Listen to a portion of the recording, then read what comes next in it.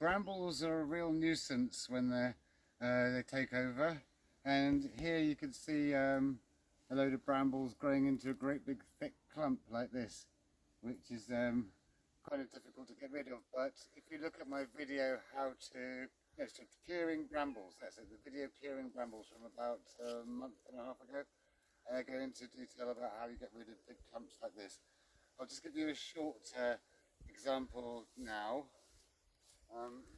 Here you have one bramble plant, and it's got lots of shoots coming from the base here, and it's got this long gangly bit growing out here, which I'll talk about in a minute. So their weakness is the roots. The roots are very shallow, so just dig around all the way around like that.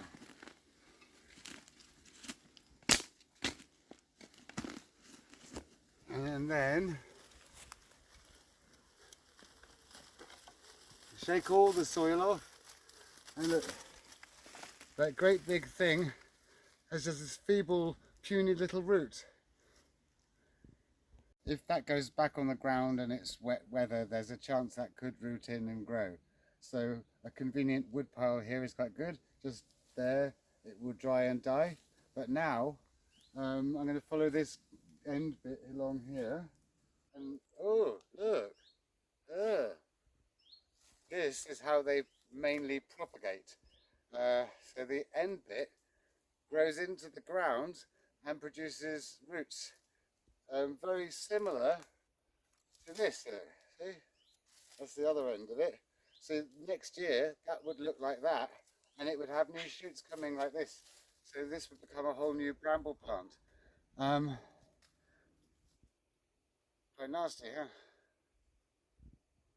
But today I want to focus on the brambles I can't dig up, like the brambles that are growing in hedges, or like here, they're growing in my snowdrop patch, and I don't want to go digging around on my snowdrop patch. So I'm not going to be able to use the spade for now, so I'll pop that there. And I just want to like cut those long gangly bits off and make sure they don't root into the ground. There's a little hazel tree, I don't want to get that.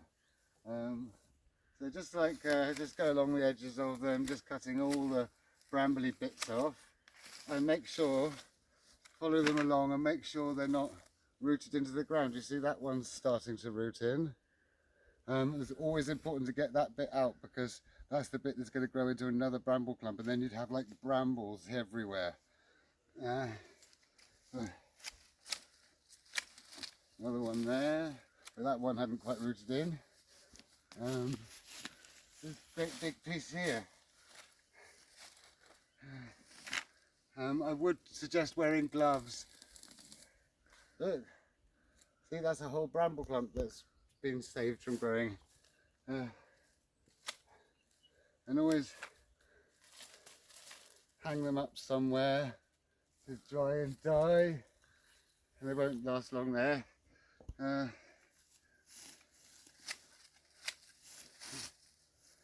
here. Look, another nasty bit there.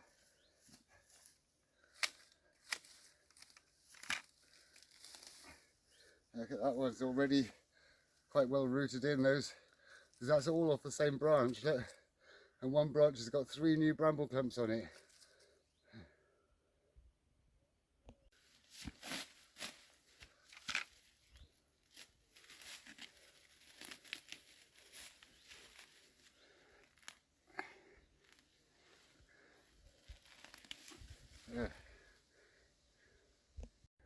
I'm always getting stuff in my welly boots. Right, so these ones are doing the same thing here. So cut them off at source, and get the amount of places that's rooted in. Horrible. 1, 2, 3, 4, 5, 6, 7, 8, 9, 10, 11, 12, all of one bit. That would have been 12 clumps of brambles if I'd left that there. And there's loads more like this. So always cut them off, and they'll die and dry there. They can't root in on the tops of these reeds here. Nasty. cut them off, and yeah, I would recommend wearing gloves. More horrible bits, because if you cut them off a bit earlier in the summer they won't get like this, and if I left them longer they'd be worse.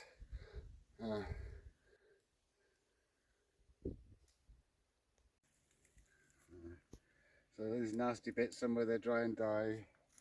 You could find the ends of them by just sort of pulling and kicking a bit. Horrible. Nasty.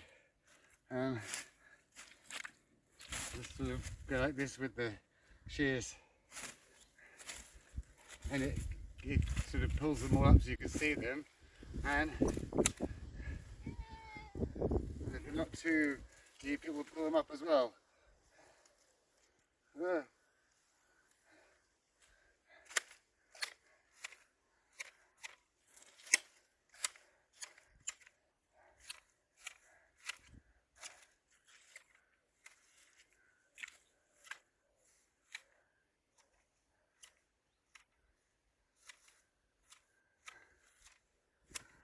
So you want to go through anywhere where there's brambles that you can't actually dig them up, and go around and do the same to them. If you get a nasty thorn in your finger and you can't quite see it to pull it out, it's better to use your teeth. For some reason, teeth are better at getting the thorns out. But if you really can't get one out, squish a bit of basil on where the thorn is, and that will get it out. I've got under the trees big ones like this, which I don't think has made landfall, but I'm going to take that off. They're always a bit weaker growing under trees because they haven't got as much light. Just want to make sure they haven't. See, that one there's not quite rooted in yet, but take him off there, and that one, and just basically go through cutting off any you can see. There's a huge one there, look at that one there. Horrible.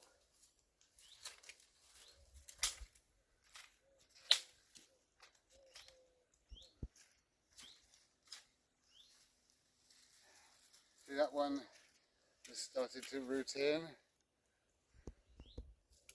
And we'll just hang them up to dry, like so.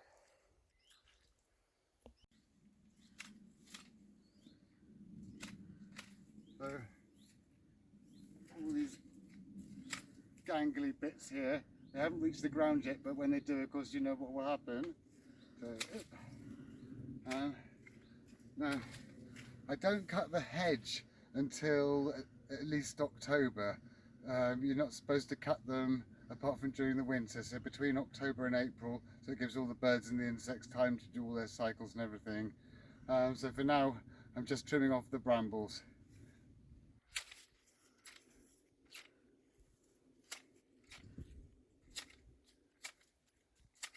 Here, these dog roses behave in a very similar way.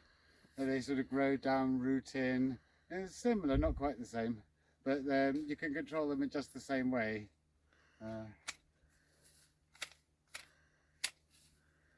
Of course, it will have a proper cut when I do the hedges later in the year.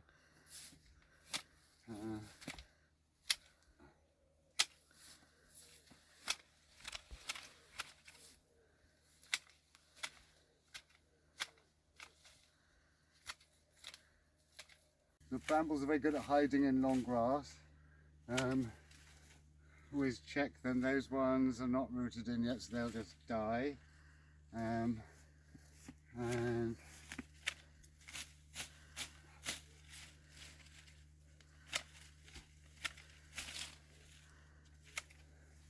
so there's some of them really nasty and long. I hold them in between the thorns. If we can come in a bit and see, I just hold them like between the thorns, but that's quite an acquired skill.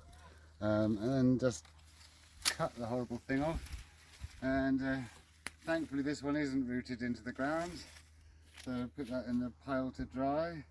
Oh, look at these great things. Horrible. Cut them off. Great big ones. You see the stems are quite evenly spaced out like a rose bush, and so it's easy to grab the stem without touching any prickles. Of course, if you do get a prickle stuck in your finger, then it's good to have a bit of basil handy. So I hope you liked today's video. If you did, please like and subscribe. And if you press the little me, which is somewhere down there, then you can see all my other videos. And I will see you next time.